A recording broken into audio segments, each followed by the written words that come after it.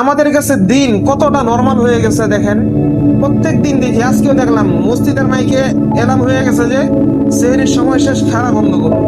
তো যুবক মানুষ রাস্তা দিয়ে হাঁটতেছে আর সিগারেট টানতেছে, প্রত্যেক দিন দেখেন।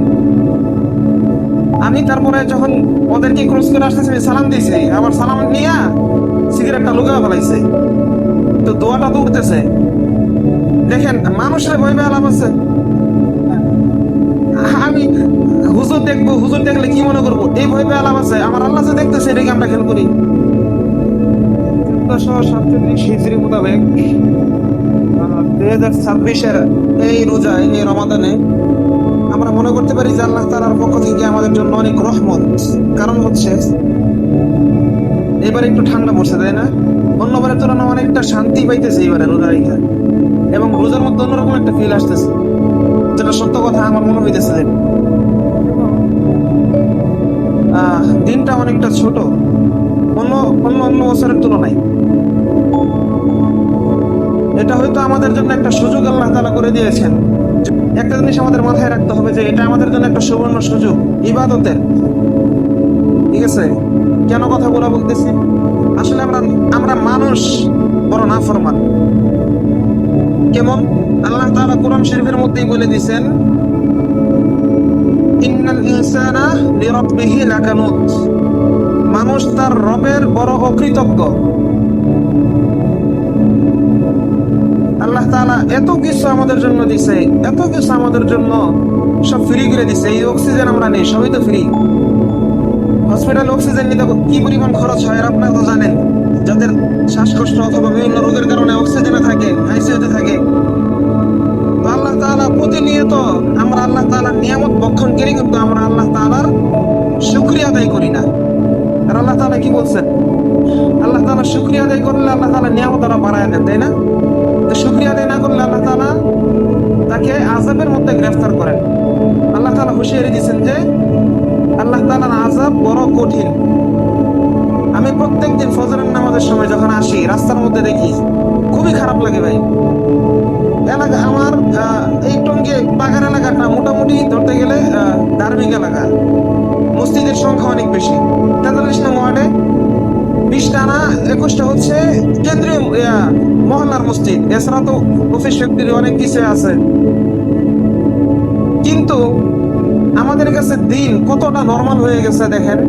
প্রত্যেক দিন দেখি, আজকেও দেখলাম মসজিদের মাইকে এলান হয়ে গেছে যে সেহরির সময় শেষ, খাওয়া বন্ধ করুন। তো যুবক মানুষ রাস্তা দিয়ে হাঁটতেছে আর সিগারেট টানতেছে, প্রত্যেক দিন দেখেন। আমি তারপরে যখন ওদেরকে ক্রস করে আসতেছি আমি সালাম দিয়েছি, আমার সালাম নিয়ে সিগারেটটা লুকায় ফেলাইছে। তো দোয়াটা তো উঠতেছে দেখেন, মানুষের ভয় পেয়ে লাভ আছে? আমি হুজুর দেখবো, হুজুর দেখলে কি মনে করবো, এই ভয় পেয়ে লাভ আছে? আমার আল্লাহ যে দেখতেছে এটাকে আমরা খেয়াল করি। দেখেন, আমাদের পরিচিত অনেকে রোজা রাখে না, হয়তো আমরা দাওয়াত দিব ভাই। কারণ আজকে আমরা যত ইবাদত করি, যদি আমার পাশের বাইরে আমি না বলি, ইবাদতের কথা স্মরণ করে আনা দিই, আমার ইবাদত বৃথা যাবে। কারণ এই উম্মতের দায়িত্ব কি জানেন? দাওয়াত পৌঁছায় দেওয়া, যেটা নবীদের দায়িত্ব ছিল। দাওয়াত তাবলীগে যারা সময় লাগাচ্ছেন তারা তো শুনছেন এই সমস্ত কথা। এই উম্মতকে আল্লাহ তাআলা দাওয়াতের একটা দায়িত্ব দিয়ে দুনিয়ার মধ্যে পাঠাইছে শেষ নবীর উম্মত হিসেবে। অর্থাৎ নিজে যেমন করবা অন্যকেও দাওয়াত দিবা। এই জন্য আমি মনে করি যে এই কথাটা আপনাদেরকে মেসেজ স্বরূপ দিতেছি। আমরা যারা শুনবো কথাগুলো, ইনশাল্লাহ আমরা যারা রোজা রাখেন, আমরা তো জানি, দেখি, কষ্ট হইলেও রোজাটা রাখো। কাজ করে অনেক পরিশ্রম করে, ঠিক আছে, রোজা রাখো, কিন্তু দাওয়াত দিই আমরা। হ্যাঁ, হয়তো আমি আমার দাওয়াতের কারণে যে কেউ রোজা রাখে, হয়তো আমার রোজা কতটুকু কবুল হয়েছে না হয়েছে, ওই ব্যক্তি রোজা রাখার কারণে আমার রোজাটা আল্লাহ কবুল করে নিতে পারে। আমি নামাজ পড়ার দাওয়াত দিলাম, স্পষ্ট হাদিসের মধ্যে আসছে, কেউ কাউকে নামাজ পড়ার দাওয়াত দিলেন, তো এই ব্যক্তি নামাজ পড়তে আসলো, আপনার নামাজে যদি কোনো ত্রুটিও থাকে, সে নামাজ পড়তে আসার কারণে আল্লাহ তাআলা আপনার নামাজের সমস্ত ত্রুটি মাফ করে দিয়ে নামাজ কবুল করে নিলেন। এই বিষয়গুলা ইনশাল্লাহ আমরা দাওয়াত দেওয়ার চেষ্টা করবো ইনশাল্লাহ। হ্যাঁ, দিনের কাজগুলা প্রচার প্রসারণা করার চেষ্টা করব। আজকে এই এই যে প্রত্যেক মহল্লায়, শুধু বাগান না, প্রত্যেক মহল্লার দোকানদার গুলো অনেক সাহসী হয়ে গেছে।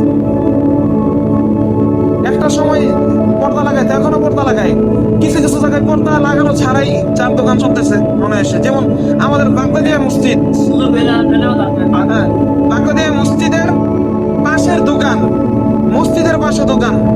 কালকে আমার ভাই বলতেছে, আমার ভাই বাগদাদিয়া মসজিদে যা নামাজ পড়ান, এই যে আমার এই যে এখানে যে দ্বিতীয় তারাবি পড়ান, তো উনি আমার বলতেছে যে সুলেমান দেখছস আমি এই জায়গায় নামাজ পড়াই, আমার সামনে দোকান থেকে চা নিয়ে সিগারেট নিয়ে ভাবাইতেছে রোজার মাসে দুপুর বেলায়, অথচ দেখতে সুঠাম দেহ যুবক মানুষ।